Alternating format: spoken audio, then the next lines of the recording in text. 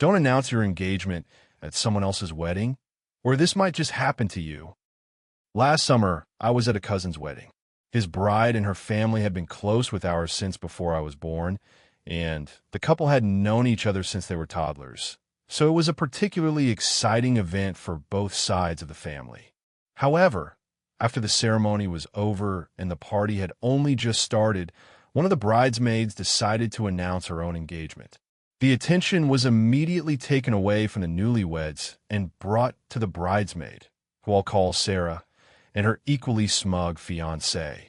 My cousin's wife, I'll call her Emma, didn't make a scene or utter a single negative word about Sarah. She looked like she was on the verge of tears, but she kept grinning and acted very happy for the other couple. This was unusual, as Emma is typically quite confrontational and speaks her mind no matter the consequences. Sarah later picked Emma to be the maid of honor at her own wedding, which took place last weekend. I wasn't there for it, but my cousin sent me some of the best bits on Snapchat and explained the whole situation. This is where the fun begins. Emma's two much younger sisters were the flower girls at Sarah's wedding. At the very last moment, Emma switched out the white petals in their baskets to blue ones she had secretly brought with her. She told her sisters not to say anything about it or let the bride see them until it was time to scatter them down the aisle. Sarah looked very confused upon seeing the blue petals, which didn't coordinate whatsoever with her theme. But of course, she didn't say anything about it in the moment. Most of Sarah's other bridesmaids were also Emma's friends, had attended Emma's wedding, and were in on Emma's scheme.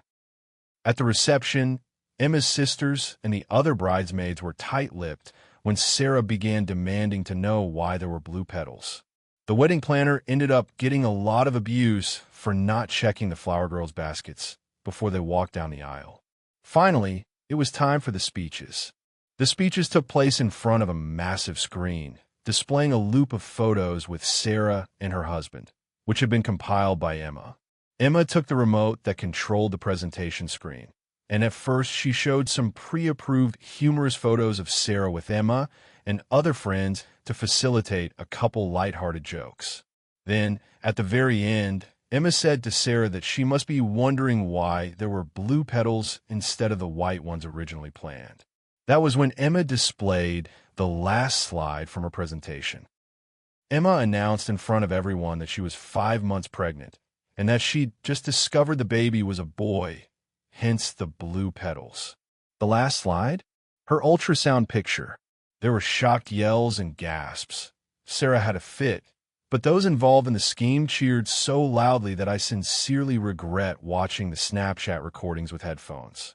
Apparently, Sarah had been very nasty to her bridesmaids before, driving several of them away and forcing the others to pay ridiculous amounts of money for dresses. Emma and my cousin were eventually thrown out of the party, but they were all smiles. Sarah's fuming mother went to confront her outside, and Emma retorted with, "Gentle, gentle, I'm pregnant." I reckon Sarah doesn't speak to the majority of those bridesmaids anymore. TLDR, self-important bridesmaid announces her engagement at my cousin's wedding, stealing the spotlight from him and his bride. Said bridesmaid foolishly names my cousin's wife her maid of honor and behaves like a complete bridezilla. Cousin's wife sabotages her wedding to announce her own pregnancy. Neighbors kept parking in our lot, so I froze them out. This happened around 20 years ago. Our family owned 2 apartment buildings, 3 units each. We lived in 2 of them, rented out the other 4. There's nothing but these 3 flats lining both sides of the road for about a mile. Not all have parking. On the side streets are houses and very little street parking. We had more land than most of these units, since it was also our home. So we had parking for around 16 cars. Everything was fine for literally decades. Then cars started appearing in our parking lot that were not our tenants. I blocked one in one day. Went outside to see this a-hole drove through our bushes and across the yard to get out. I called the cops. Nothing they could do. So I called the tow company and had them put up signs. We'd have to call them to have a car towed. The signs seemed to work. No more random cars. Until New Year's Eve one year. I arrive home and every space is filled. There are even cars on the street blocking any other cars. I'm beyond pissed. I call the tow company. They can't do anything for a few hours because they are so busy. We're in the Chicago suburbs.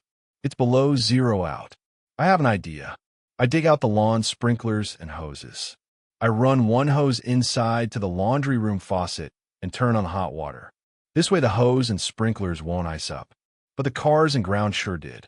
3 sprinklers moved every half hour or so, for almost 5 hours. Every car, every square inch of the parking lot, the street by the cars, encased in ice. I made it a point to spray water in the locks, between the window seals and glass. In the grills. Put away the sprinklers and hoses, went to bed. 4 a.m., furious pounding on the doors, doorbells ringing nonstop. We just smiled and called the cops. Waited until they arrived and went outside. Cops were holding back laughter. These people were told to park here by their friend, who owned an apartment several buildings away. The same idiot who drove over our bushes. I pointed to the tow sign and told the people to move their cars or get towed. In our town, cops can ticket on private property with the owner's permission. So all cars were ticketed. They were also towed since nobody could get in their vehicle. Wish we had it on video. Thanks for watching. I hope you enjoyed. Like and subscribe for more revenge stories. Have a great day.